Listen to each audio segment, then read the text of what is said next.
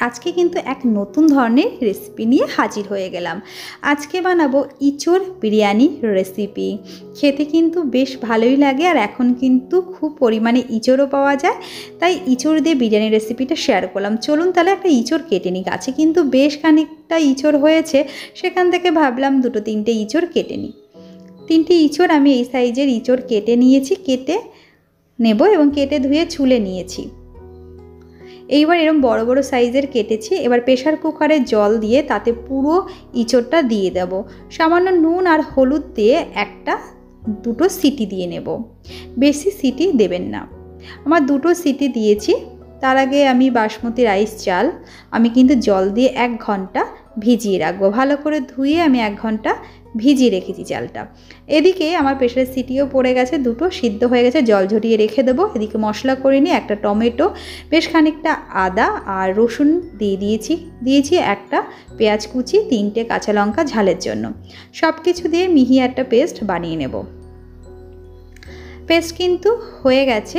এবার এটা দেখিয়ে দিচ্ছি, মিহি একটা পেস্ট বানিয়ে নিয়েছি। কেউ চাইলে শিলনোড়াতেও বাটতে পারেন। এরপরে আমি বিরিয়ানির যে গোটা মশলা নিয়ে নিয়েছিলাম, দোকানে কিন্তু গোটা মশলা চাইলে পাওয়া যায়, আবার গুঁড়োও পাওয়া যায়, সেটা দিয়ে আমি হালকা একটু ড্রাই রোস্ট করে এটা গুঁড়ো করে রেখে দেবো। এরপরে কড়াইতে বেশ খানিকটা সাদা তেল দিয়ে পেঁয়াজটা একটু হালকা হালকা লাল লাল করে ভেজে ক্রিস্পি করে নেব। পেঁয়াজটা লাল লাল করে ভেজে তুলে নেব। পেঁয়াজ ভাজা হয়ে গেছে, এবার আমি তুলে নিয়েছি। ওই তেলে আমি আলুগুলোও ভেজে নেব। আলুও নুন দিয়ে লাল লাল করে ভেজে তুলে নেব। ওই তেলেই ইঁচড়টাও দিয়ে দিয়েছিলাম, জল ঝরিয়ে রেখেছিলাম। ইঁচড়টা দিয়ে আর একটু নুন দিয়ে লাল লাল করে একটু ভেজে নেব। খুব একটা বেশি ভাজিনি, মিডিয়াম ভেজে আমি হালকা একটু লাল লাল ভাজা হয়ে গেছে, তুলে নিলাম।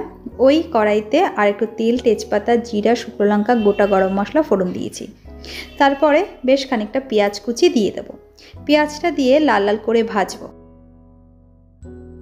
পেঁয়াজটা লাল লাল ভাজা হয়ে গেলে যে মশলাটা পেস্ট করে রেখেছিলাম সেটা দিয়ে দেবো, আর মিক্সি বাটিটা একটু ধুয়ে জল দিয়ে দেবো।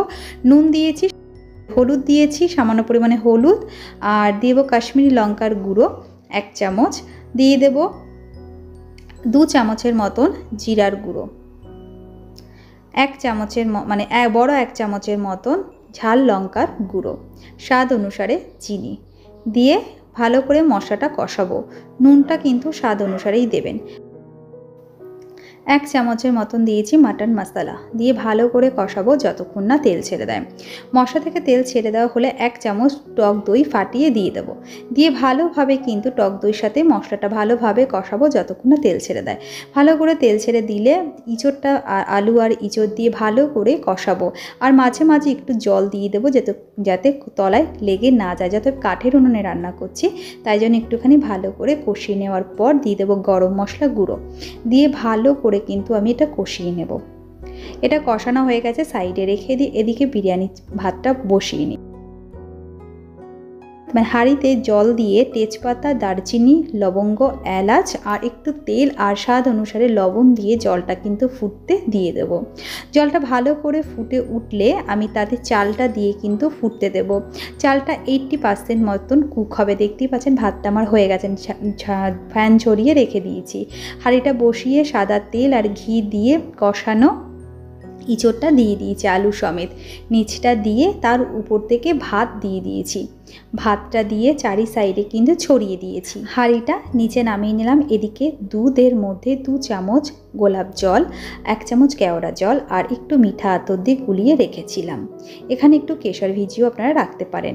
এদিকে প্রথম লেয়ারটার উপরে দিয়ে দেবো পেঁয়াজ ভাজাটা যে ক্রিস্পি করে রেখেছিলাম সেটাও দিয়ে দেবো।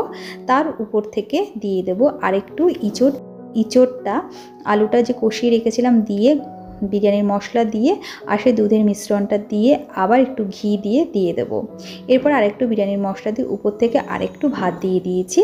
এরপরে একইভাবে পেঁয়াজ ভাজাটা উপর থেকে দিয়ে দেব, ঘি দেব, দুধের মিশ্রণটা দিয়ে, বিরিয়ানির মশলা দিয়ে এটা একটু লবণ দিয়েছি স্বাদ অনুসারে, যদি লবণ কম হয় তাহলে লবণটা দেবেন।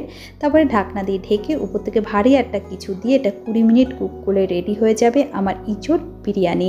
অবশ্যই একবার ট্রাই করবেন বন্ধুরা, খেতে কিন্তু অসাধারণ, গরম গরম কিন্তু দুর্দান্ত লেগেছিল। আর কে কোথা থেকে দেখছেন অবশ্যই কমেন্ট করে জানাবেন। আর যদি রেসিপি ভালো লাগলে লাইক শেয়ার কমেন্ট করে দেবেন। নতুন বন্ধুরা চ্যানেলটা সাবস্ক্রাইব করে দেবেন, পাশে থাকা বেল আইকনটি অন করে দেবেন যাতে নতুন নতুন ভিডিও আপনারা চট জলদি পেয়ে যান। বিরিয়ানির রেসিপিটা দেওয়া রইল, আশা করব আপনাদের অনেক ভালো লাগবে।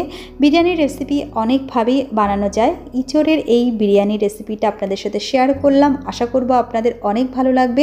অবশ্যই একবার বানিয়ে খেয়ে বলবেন কেমন হয়েছে, কমেন্ট করে জানাবেন। যদি রেসিপি ভালো লাগলে একটু শেয়ার করবেন, কমেন্ট করবেন। আর কোথা থেকে দেখছেন অবশ্যই একটু কমেন্ট করে আমাকে জানাবেন আপনাদের কেমন লাগলো সেটা কিন্তু অবশ্যই কমেন্ট করবেন। ভালো থাকবেন, সুস্থ থাকবেন, আবার দেখা হবে নেক্সট কোনো নতুন রেসিপি নিয়ে। আজকের মতন টাটা।